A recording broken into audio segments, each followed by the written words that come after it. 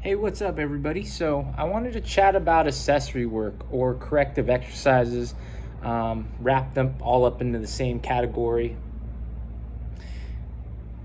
Recently, I realized that people are doing more and more of these corrective exercises or accessory drills for the sake of fixing an imbalance or an issue or an injury. And it dawned on me that accessory drills and or corrective exercises are like supplements for nutrition, right? So what we've been sold in the past and still are, people are always promoting the new supplements, right? Whatever it is, there's always this newest, latest, and greatest hack, some sort of magical supplement, whether it's like fish oil or deer antler or CBD now or whatever. It's a promise to try to fix or address or give or provide something special, right? It's like a hack, but it's a supplement. What the term means is that it just supplements something that's missing in your diet. Well, the idea is that maybe we should figure out and fix our diet first, our nutrition, and then worry about the supplementation later, because that's the real issue. You could take every vitamin, every supplement, whey protein, all that stuff, or you can just eat some meat, right? Which one is better for you? Taking all these synthetic supplements is never going to be the same as eating the actual whole food, right? And that's where we are at now and moving towards in the fitness industry. So I've seen a lot of people coming off of a big injury, right? And then now they're put on this program from their movement or therapist or something, coach. There's a lot more of these programs. I think CrossFit just promoted their partnership with another movement company or whatnot. People are paying a lot of money to supplement their movement. So accessory drills have that same idea that if you have a weakness, you should do these accessory drills. If you have an injury, you should do these corrective exercises, and then that will fix the problem. Wouldn't you want to, like the nutrition example, wouldn't you want to fix the movement first? And then if you're doing the movement properly with the right mechanics, then you can definitely use these accessory drills or supplements as a way to increase performance, to edge out a little bit of that, the gains. But if the nutrition's garbage, I don't care what supplements you take. If you move like crap, I don't care how many accessory drills you do, you're still going to move like crap. So I see people, again, following these regimens and programs. They're spending more time, hours. I'm talking about hours. I see people hours a day doing these things before a workout, after a workout, trying to fix a problem, right? Coming back off of an injury. They're doing all this supplementation, but they spend very little time on the movement itself.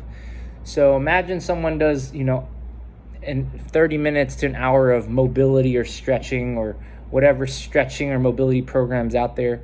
They also spend about 30 minutes to an hour before or after the workout doing all the stuff that's corrective exercise accessory drills, like upside down kettlebell, pulling on bands all day long. They're doing all of this stuff for what? They're supplementing or fixing something that's missing in their movement. They'll do the stretches every day. They'll do all these corrective exercises, pulling on bands all the time, and spend a couple hours on that. How much time do they actually spend on the movement itself? Little to none. They just do the reps, do the workout, whatever it is. And in my opinion, that's just going backwards, right? What are you being sold? To buy some crazy band program, to buy a nice stretching mobility routine that's customized to your imbalances, what you need to stretch out? If people invested the time, that hour a day of accessory work and or stretching or mobilizing, put that hour, let's say you always hurt your back deadlifting, right? If you put an hour of that work into fixing your deadlift. Like actually perform the deadlift, work on the mechanics, see what muscles are firing or not firing, learn how to do the deadlift optimally, invest in the deadlift. Put that hour of time into your deadlift versus doing all these, death marches and GHD, glute ham stuff, and whatever else you would do to strengthen, good mornings, your deadlift. Why don't you actually fix the deadlift itself? That takes time. You have to assess how you move. You have to learn the proper mechanics on how to deadlift, but you're already putting your time and efforts into other things that are not going to net you what you're looking for. So I see a lot of people coming back from, let's say, back injury or this, they'll do a lot more core exercises or more accessory drills to fix it, and they'll do a lot more, couch stretch, hip flexor stretch, whatever you do, lacrosse ball foam roll. And then what happens? How much time was spent fixing their deadlift? 0. They'll just start slow and they'll deadlift light. They'll, see how it goes, lower the intensity and start back up. But there will be a point where they're going to blow their back out again or something else that they're compensating with. The reason why accessory drills do not work is because, or to me, it's a waste of time. It's because if you have to fix something for the deadlift or running or any movement that you're trying to improve on, there's still that learning curve where you're going to have to learn how to apply, let's say, your core, your abs to deadlifting, to running, right? So you spend, let's say, 30 minutes, 15 minutes a day doing core work, midline stabilization work, whatever you like to call it, but you have to learn how to do those exercises properly. Because if you have to do, let's say, we'll just take sit-ups or something simple. You could do sit-ups all day long. You'll get really, really good at doing sit-ups, learning how to tighten up your core, but that won't translate, the new abs you develop won't translate into running or deadlifting. Why? Because it's how you deadlift and how you run that's the problem. We see people work on core all the time, but if you're not engaging the core in the right technique, position, or mechanics for let's say a front squat or an overhead squat or snatch, then all of that sit-up work, that accessory drill, all of these sandbag holds and carries that people are doing that promise more core strength and glute strength. One, you have to learn how to do that sandbag carry properly to actually get your core, your glutes to fire. How long does that take? Who knows? Are you even worrying about that? No, people just kind of plug in sandbag carries equals stronger core. It does not. It might be stronger erectors and hip flexors. It depends on how you're doing it.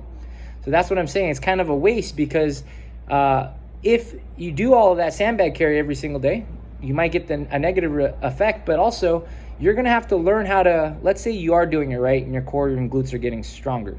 Now you have to figure out how to translate a stronger core and glute into the deadlift or the running or whatever you're trying to fix. That's why it's a waste of time.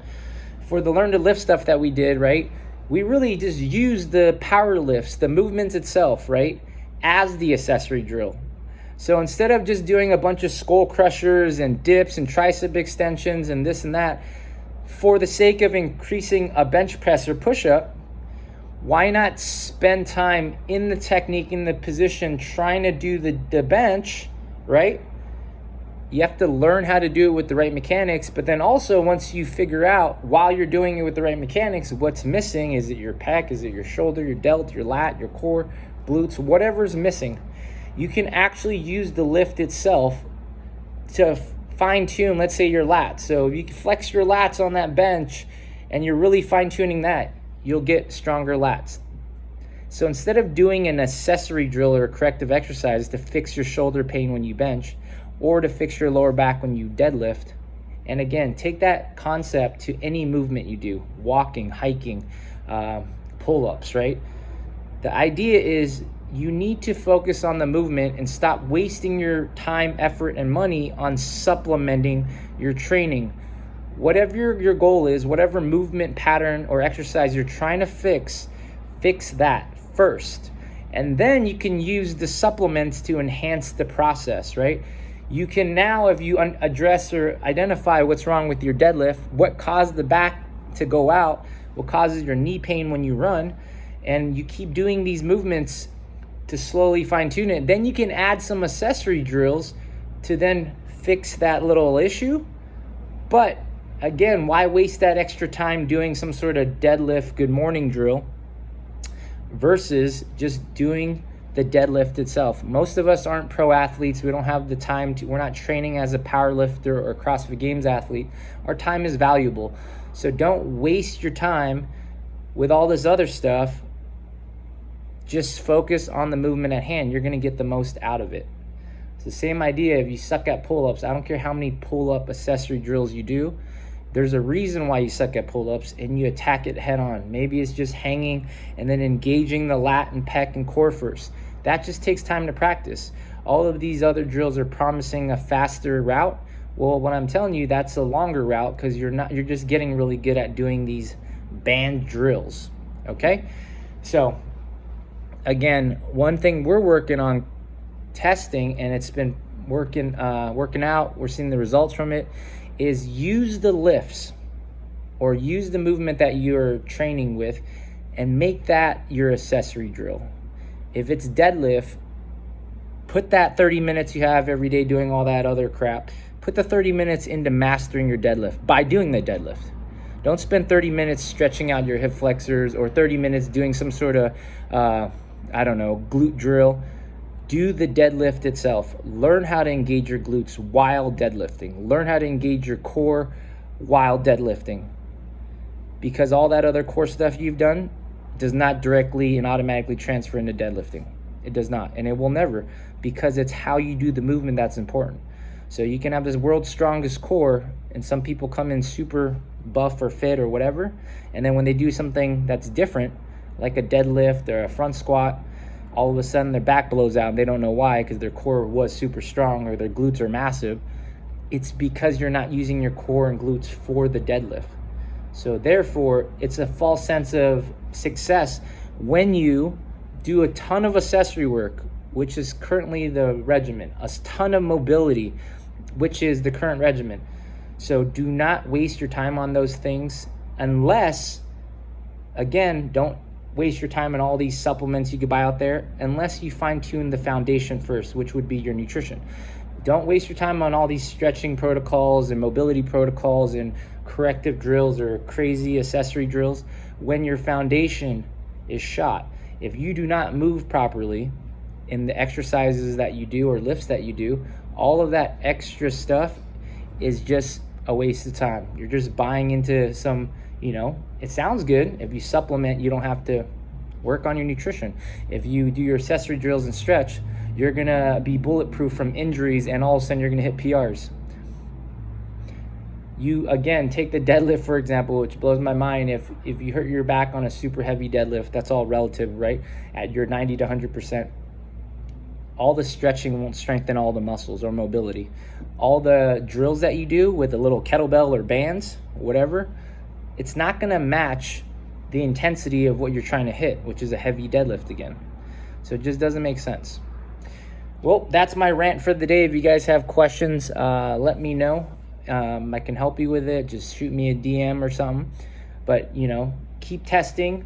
Go against the grain. Stop believing or listening to the traditions and how strength training has always been. Man, it's, how much we've evolved or advanced technology, like this phone right here, that can do everything pretty much. But yet the strength and conditioning world, the rehabilitation, PT, training, coaching world, movement world, we're still in the dark ages. It's mind-blowing that nothing has improved no new things have come up other than new products or new stretching programs or new this, new that. So, start to question things and test it on yourself. Like I said, if it's not working for you, then you must stop doing it. Don't believe anyone else. Don't believe me. But if you're still in pain, you're plateauing, you're constantly getting hurt still, maybe it's time to question your, the methods that you're applying. That's all. Have a good day.